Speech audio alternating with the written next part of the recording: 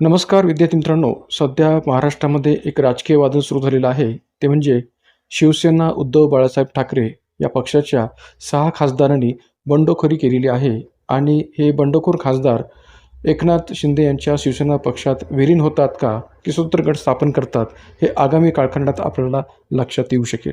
मात्र याच घडामोडीशी संबंधित एक महत्त्वपूर्ण असा तांत्रिक प्रश्न किंवा तांत्रिक घटक आज आपण या ठिकाणी या व्हिडिओच्या माध्यमातून पाहणार आहोत.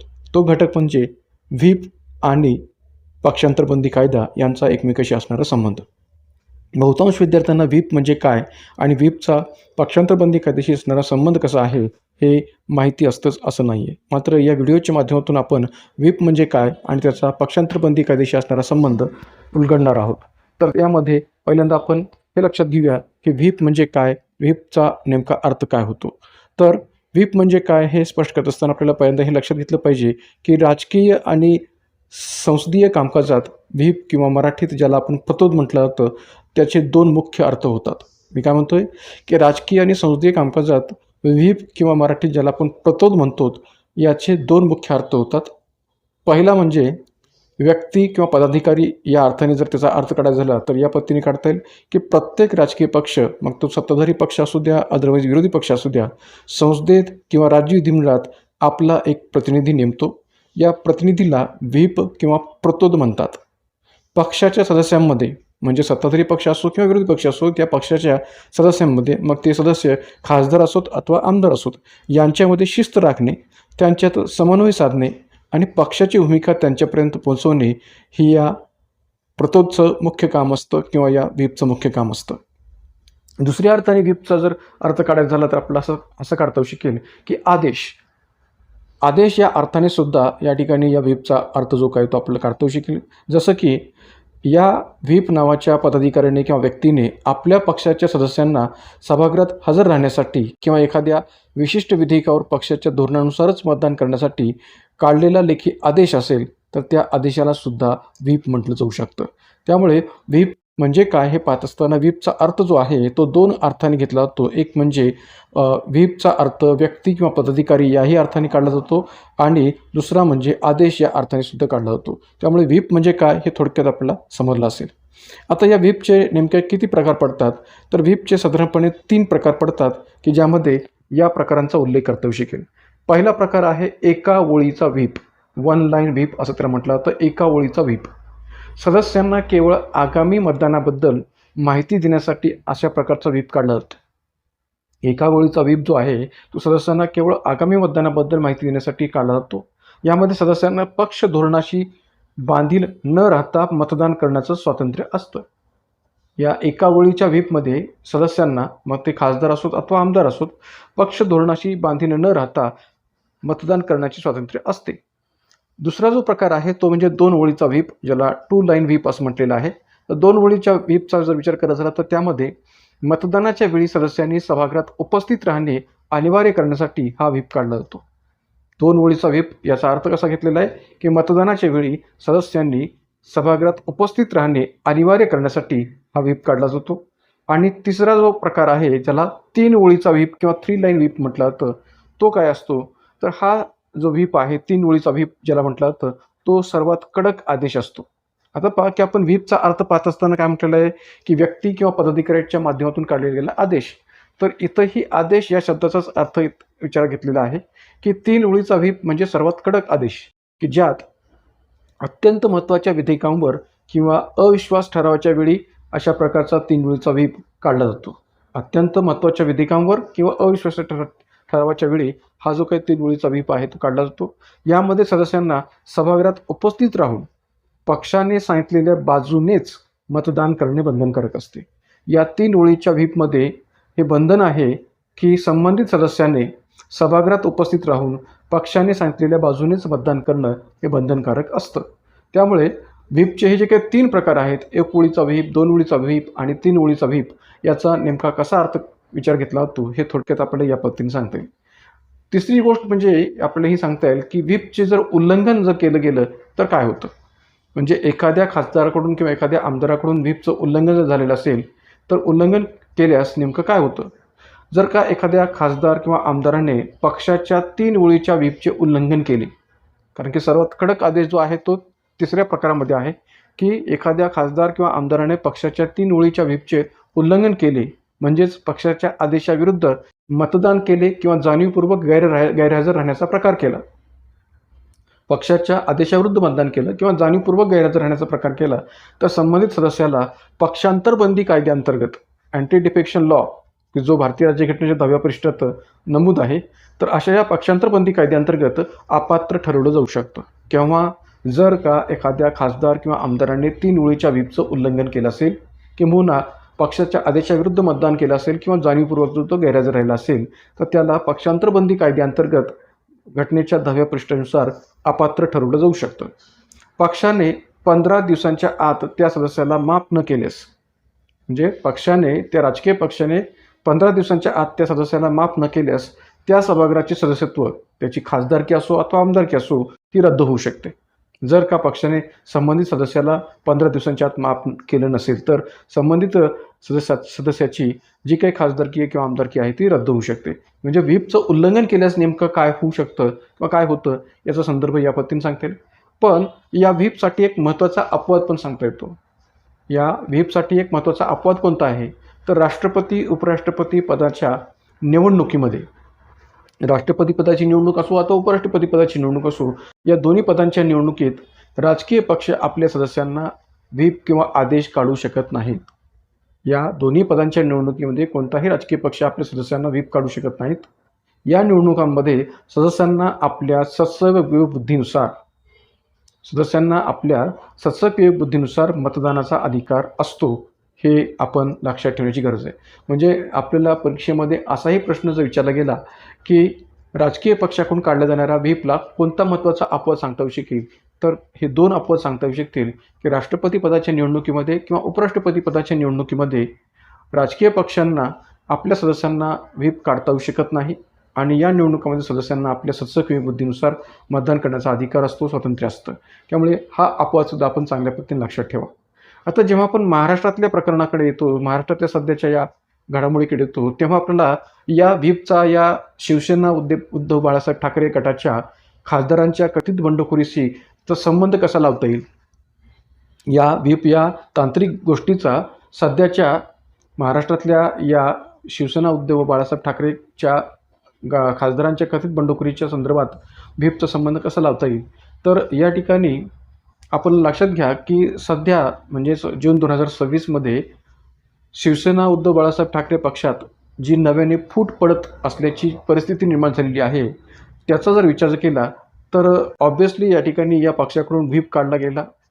व्हीप आणि पक्षांतर बंदी कायदा यांचा जवळचा संबंध इथं कायदेशीर पातळीवर आपल्याला पाहायला मिळतो. सध्याच्या लोकसभेतील जे काही 6 खासदार आहेत, म्हणजे जी काही आता 18वी लोकसभा आहे, त्या लोकसभेत या ठिकाणी या 6 खासदारांच्या कथित बंडखोरीच्या संदर्भात, म्हणजे जे काही ऑपरेशन टायगर सध्या सुरू आहे, तर त्या 6 खासदारांच्या कथित बंडखोरीच्या संदर्भात व्हीपचा संबंध खालील दृष्टिकोनातून आपल्याला स्पष्ट करता येईल. म्हणजे महाराष्ट्रातल्या सध्याची जी काही राजकीय घडामोडी आहे, ज्याला आपण ऑपरेशन टायगर या नावाने सध्या चर्चेला जातोय किंवा चर्चेत घेतोय, तर अशा या ऑपरेशन टायगरच्या संदर्भात व्हीपचा संबंध जो काय तो कशा पद्धतीने स्पष्ट करता येऊ शकेल? तर एक लक्षात घ्या की शिवसेना उद्धव बाळासाहेब ठाकरे पक्षाकडून नेमक्या कोणकोणत्या प्रोसेस या 6 बंडखोर खासदारांच्या बाबतीत घडलेल्या आहेत. तर सर्वप्रथम एक गोष्ट घडलेली आहे ती म्हणजे कोणती, की त्यांच्याकडून व्हीप जारी केला गेलेला आहे. व्हीप जारी केलेला आहे तो कशा पद्धतीने? तर ऑब्व्हियसली कोणत्याही पक्षात फूट पडण्याची शक्यता असते तेव्हा त्या पक्ष नेतृत्वाकडून आपले जे काही सदस्य आहेत, मग ते आमदार असोत किंवा खासदार असोत, ते आपल्या सदस्यांना एकत्र बांधून ठेवण्यासाठी व्हीपचा वापर केला जातो किंवा व्हीप जारी केला जातो. तर सध्याच्या प्रकरणात ठाकरे गटाचे लोकसभेतील जे काही मुख्य प्रतोद आहेत, अनिल देसाई, चीफ व्हीप ज्याला आपण म्हणू शकतो, तर अनिल देसाई यांनी पक्षाच्या सर्व 9 खासदारांना 18 जून 2026 रोजी दिल्लीत होणाऱ्या संसदीय पक्षाच्या बैठकीला उपस्थित राहण्यासाठी सक्तीचा व्हीप बजावला होता. म्हणजे अनिल देसाई या लोकसभेतील मुख्य प्रतोद जे आहेत ठाकरे गटाचे, त्यांनी सर्व आपल्या 9 खासदारांना 18 जून 2026 रोजी दिल्लीत होणाऱ्या संसदीय पक्षाच्या बैठकीला उपस्थित राहण्यासाठीचा सक्तीचा पक्षादेश किंवा व्हीप बजावला होता.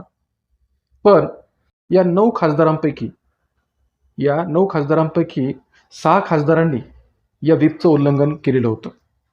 या 9 खासदारांपैकी 6 खासदारांनी व्हीपचं उल्लंघन केलेलं आहे, की ज्यामध्ये संजय जाधव, संजय देशमुख, नागेश पाटील आष्टीकर, ओमराजे निंबाळकर, भाऊसाहेब वागचौरे आणि संजय दिना पाटील अशी ही 6 खासदार मंडळी आहेत, की ज्यांनी या व्हीपचं उल्लंघन केलेलं आहे आणि या बैठकीला त्यांनी दांडी मारली होती किंवा थोडक्यात या बैठकीला ते गैरहजर होते.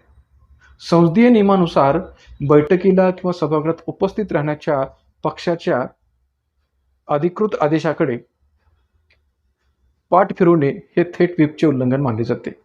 म्हणजे एक प्रकारे या ठिकाणी आपल्याला असं म्हणता येऊ शकेल, की व्हीपचं उल्लंघन केव्हा मानलं जातं, केव्हा मान्य केलं जातं, तर संसदीय नियमानुसार बैठकीला किंवा सभागृहात उपस्थित राहण्याच्या पक्षाच्या अधिकृत आदेशाकडे जाणीवपूर्वक जर सदस्यांनी पाठ फिरवली असेल, तर ते व्हीपचं उल्लंघन मानलं जातं. आणि महाराष्ट्रामध्ये या 6 बंडखोर खासदारांनी हाच प्रकार केलेला आहे, की त्यांनी एक प्रकारे या संसदीय पक्षाच्या बैठकीला दांडी मारली किंवा ते गैरहजर राहिले आणि त्यामुळे त्यांच्याकडून व्हीपचं उल्लंघन झालेलं आहे असं मानलं जातं. आता ऑब्व्हियसली या 6 खासदारांनी व्हीपचं उल्लंघन केलं म्हटलं तर त्यांच्यावर कारवाईची नोटीस येणं साहजिक आहे आणि मग त्याच पद्धतीने ही कारवाईची नोटीस त्यांच्याकडे बजावली गेलेली आहे. एक प्रकारे शिवसेना उद्धव बाळासाहेब ठाकरेंच्या पक्षाकडून व्हीपचं उल्लंघन या 6 खासदारांनी केल्यामुळे पक्षाला संबंधित सदस्यांवर कारवाई करण्याचा कायदेशीर अधिकार मिळतो आणि तो त्यांनी वापरला देखील आहे. कारण की याच नियमाचा आधार घेत या उद्धव बाळासाहेब ठाकरे गटाच्या लोकसभेतील गटनेते असणाऱ्या खासदार अरविंद सावंत यांनी या गैरहजर 6 खासदारांना कारणे दाखवा नोटीस बजावली आहे. पक्षाचा व्हीप का धुडकावला याचं स्पष्टीकरण देण्यासाठी त्यांना 7 दिवसांची मुदतसुद्धा देण्यात आलेली आहे. म्हणजे कारणे दाखवा नोटीस तर बजावलेली आहेच आहे, पण त्याचबरोबर या ठिकाणी पक्षाचा व्हीप का धुडकावला, पक्षादेश त्यांनी का धुडकावला याबाबतचं स्पष्टीकरण देण्यासाठी या 6 खासदारांना 7 दिवसांची मुदत देण्यात आलेली आहे. जर का या नोटीसचं समाधानकारक उत्तर या 6 खासदारांकडून मिळालं नाही किंवा न मिळाल्यास या व्हीपच्या उल्लंघनावर बोट ठेवून ठाकरे गट लोकसभा अध्यक्ष ओम बिर्ला यांच्याकडे या खासदारांना अपात्र ठरवण्याची मागणी करू शकतं किंवा आगामी कालखंडात तशी मागणी ते करू शकतात. का तर या 6 खासदारांनी पक्षाचा पक्षादेश धुडकावला किंवा त्याचं उल्लंघन केलं आणि या उल्लंघनावर बोट ठेवून ठाकरे गट लोकसभा अध्यक्ष ओम बिर्ला यांच्याकडे या 6 खासदारांच्या अपात्रतेची मागणी करू शकतो. आणखीन एक महत्त्वाची गोष्ट म्हणजे कोणती, की भलेही अशा प्रकारे व्हीप काढला गेला आहे, व्हीपचं उल्लंघन या ठिकाणी या 6 खासदारांकडून केलेलं आहे, तरी एक या ठिकाणी तांत्रिकदृष्ट्या कायदेशीर पेच याच्यामध्ये निर्माण होतो. तो कोणता, की व्हीप विरुद्ध 2/3 बहुमत. कारण की पक्षांतर बंदी कायद्याखाली जो काही या ठिकाणी बहुमताचा बचावाचा आकडा आहे तो आहे 2/3 आणि त्यामुळे व्हीप विरुद्ध 2/3 बहुमत असा संदर्भ जो काही तो आपल्याला सांगता येऊ शकतो. कशा पद्धतीने, तर सध्याच्या या संघर्षातील सर्वात मोठा कायदेशीर मुद्दा जर कोणता असेल तो हा आहे, की व्हीप आणि पक्षांतर बंदी कायद्यातील अपवाद यांच्यात अडकलेला आहे. म्हणजे व्हीप आणि पक्षांतर बंदी कायद्यात जे काय अपवाद आहेत त्या दृष्टिकोनातून हा मुद्दा कसा अडकलेला आहे हे आपल्याला पुढे समजून घेणं अपेक्षित आहे. की अपात्रतेची टांगती तलवार या 6 खासदारांवर आहे का, तर आहे. कशा पद्धतीने आहे, जर का आता ही शक्यता दूरपर्यंत कमी वाटते, पण जर का 6 पेक्षा कमी म्हणजे उदाहरणार्थ 4 किंवा 5 खासदारांनी व्हीपचं उल्लंघन केले असते तर थेट 10व्या परिशिष्टानुसार ते अपात्र ठरले असते. म्हणजे या 6 खासदारांपैकी जर का 4 किंवा 5 खासदारांनी व्हीपचं उल्लंघन केलं असतं तर ते थेट 10व्या परिशिष्टानुसार अपात्र ठरले असते. आणि दुसरा मुद्दा कोणता आहे, तर 2/3 बहुमताचा बचाव. ठाकरे गटाकडे लोकसभेत एकूण 9 खासदार आहेत. पक्षांतर बंदी कायद्यानुसार जर पक्षाच्या 2/3 म्हणजेच किमान 6 सदस्यांनी एक गठ्ठा पक्ष सोडला किंवा वेगळा गट स्थापन केला तर त्यांच्यावर अपात्रतेची जी काही कारवाई आहे ती लागू होत नाही किंवा पर्यायाने व्हीपच्या उल्लंघनाची शिक्षा देखील लागू होत नाही. त्यामुळे 2/3 बहुमताचा जो काही बचावाचा संदर्भ आहे तो या 6 खासदारांना वाचवू शकतो असं म्हणायला जागा आहे. थोडक्यात सांगायचं झालं तर ठाकरे गटाने कायदेशीर कारवाईचा पाया रचण्यासाठीच व्हीपचा वापर केला आहे. व्हीप काढला होता तो कायदेशीर कारवाईचा पाया रचण्यासाठीच. आता लोकसभा अध्यक्षांकडे सगळं काही या ठिकाणी निर्णयाच्या बाबतीतचे दृष्टिकोन जो काय तो आपण सांगू शकतो. कारण की लोकसभा अध्यक्ष या 6 खासदारांच्या बाबतीत नेमकी काय भूमिका घेतात, याच्यावरच या ठिकाणी पुढचं जे काही या ठिकाणी या उद्धव बाळासाहेब ठाकरे पक्षाचं जे काही धोरण आहे ते निश्चित होईल. की लोकसभा अध्यक्ष या 6 खासदारांना व्हीपचे उल्लंघन करणारे बंडखोर म्हणून अपात्र ठरवतात, की 2/3 मताने वेगळा स्वतंत्र झालेला गट म्हणून मान्यता देतात.